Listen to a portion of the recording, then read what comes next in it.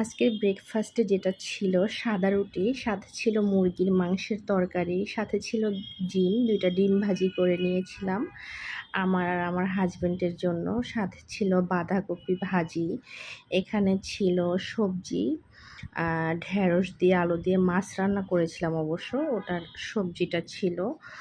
তো আজকে আমার হাসব্যান্ড বাসায় ছিল আর সকাল সকাল অবশ্য ঘুম থেকে ওঠা হয় না।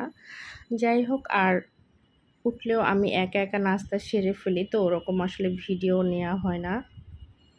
তো আজকে যেহেতু বাসায় ছিল, একটু গুছিয়ে গেছি, একটা ভিডিও করে নিলাম। সাথে তো চা থাকবেই, আমার হাতের মাস্ট বি, এটা তো আর মিস করা যাবে না। আর চাটা কিন্তু আমার হাতের চা অনেকেই খেয়েছে, আমার রিলেটিভ যারা আছে, আমার ফ্রেন্ড সার্কেল।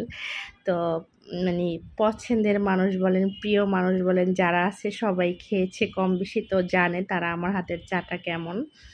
আমি আর নাই বলি, চায়ের কালারটা দেখেই বোঝা যাচ্ছে যে চায়ের স্বাদটা কেমন হবে, অনেক মজার। আর আমি লাস্টে একটু চা, আমি পরোটা বা রুটি যেটাই থাকে সেটা আমি একটু চা দিয়ে খেতে খুব বেশি পছন্দ করি। তো লাস্টে আমি সেটাই করতেছিলাম, রুটি দিয়ে চা খাচ্ছিলাম, এটা আমার খুব বেশি পছন্দ।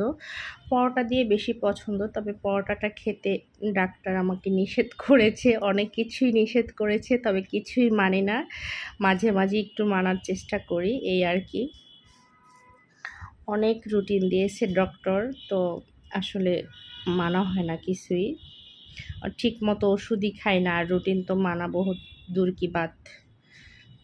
আমি আসলে খুবই অলস একটা মানুষ, তবে আমার রান্নাটা থেকে আসলে মুক্তি পাই না, কারণ আমার হাসব্যান্ড, আমার বাচ্চা, আমি নিজেও আমার নিজের হাতের রান্না ছাড়া কারো হাতের রান্না আসলে পছন্দ না। বাসায় কিন্তু আমি এই রান্না ছাড়া আর কোনো কাজ করি না, শুধু রান্নাটাই করি। আমার ৩ টা হেল্পিং হ্যান্ড থাকার পরেও এই রান্নাটা আমার নিজেরই করতে হয়, কারণ বাচ্চা, হাসব্যান্ড, ওরা কারো হাতের রান্না পছন্দ করে না, আমার হাতের রান্নাটাই খাবে। তো কষ্ট হলেও নিজের রান্নাটা করতে হয়। রান্না কখনোই আমার পিছু ছাড়বে না।